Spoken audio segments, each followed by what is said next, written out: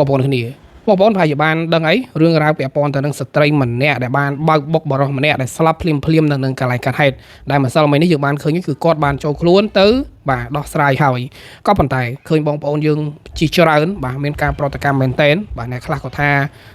ខុសគ្នារវាងអ្នកមាននិងអ្នកក្រក៏ប៉ុន្តែអេដមីនឃើញសំណេរមួយសំណេរហ្នឹងគឺគេនិយាយចាក់ដោតមែនតែនដោយគណៈនៃខាងលើនោះបានលើកឡើងថារូបភាពខាងក្រោមនេះគឺជាបាទរឿងរ៉ាវពាក់ព័ន្ធទៅនឹងការឆ្លុះបញ្ចាំងបាទពីរស្តង់ដារគេថារវាងស្តង់ដារអ្នកមាននិងស្តង់ដារអ្នកក្រនៃចំណាត់ការរបស់ប៉ូលីសចរាចរណ៍ពិតប្រកែកមិនបានរឿងមួយនេះបន្ថែមទៀតដែលកំពុងតែធ្វើឲ្យមានការហួសចិត្តយ៉ាងខ្លាំងគឺការអនុវត្តបាទនីតិវិធីទៅលើករណីគ្រោះថ្នាក់ចរាចរណ៍ដែលរថយន្តទំនើបដែលបានបើកបុកទៅលើបាទបរិសម្នាក់ស្លាប់នៅនឹងកន្លែងកាត់ហេតុបាទអាហ្នឹងស្លាប់នៅនឹងកន្លែងកាត់ហេតុហើយរត់គេចខ្លួនជារូបភាពនៃការប្រកួតខ្លួនមានសិទ្ធិឯកសារពិសេសខុសប្លែកបាទខុសប្លែកស្រឡះពីករណីទូទៅសូមបញ្ជាក់ថាជនរងគ្រោះត្រូវបាត់បង់ជីវិតយ៉ាងវេទនាបន្សល់ទុកនៅការជិះចាប់និងការបាត់បង់សមាជិកគ្រួសារដែលជាសសរទ្រូងបាទធម្មតាបងប្អូនបរោះគឺជាអ្នកចិញ្ចឹមបាទប្រពន្ធផងកូនផងឪពុកម្ដាយផងហើយបើសិនជាបាត់បង់ក៏ទៅថាទៅជាយ៉ាងណា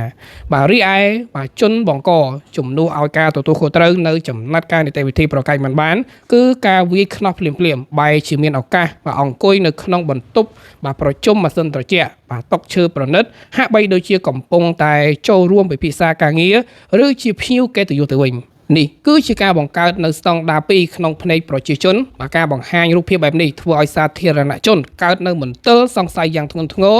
ទៅលើសមភាពចំពោះមុខច្បាប់បើជាអ្នកក្រឬក៏ប្រជាពលរដ្ឋធម្មតាពេលបង្កហេតុភ្លាមភាគច្រើនត្រូវបញ្ជូនទៅឃុំខ្លួនឬក៏វាយខ្នោះរហូតដល់មានការថតរូបបង្ហោះឬក៏បង្ហាញជាសាធារណៈនៅក្នុងស្ថានភាពជាជនល្មើសបើសិនជាអ្នកមានទ្រព្យឬក៏អ្នកមានខ្នងបង្អែកបែរជាមានរូបភាពអគុណទៅដល់អង្គញាជាឪពុកដែលបាននាំកូនមកប្រកួតខ្លួនហើយទទួលបានការសម្របសម្រួលយ៉ាងរលូនខ្ញុំពិតជាបាទគ្មានជំនឿចិត្តទៅលើការអនុវត្តច្បាប់នោះទេសំណេរខាងលើបានបន្តទៀតថាបាទច្បាប់ត្រូវបានបង្កើតឡើងដើម្បីការពារអ្នកខ្សោយនិងផ្ដល់យុត្តិធម៌បាទទៅបាទភាពស្មើគ្នាប៉ុន្តែនៅពេលដែលសមត្ថកិច្ចសម្ដែងអរិយាប័ត្រហាក់ដូចជាផ្ដល់ភាពបាទគួរសមជ្រុលទៅលើជនបង្ក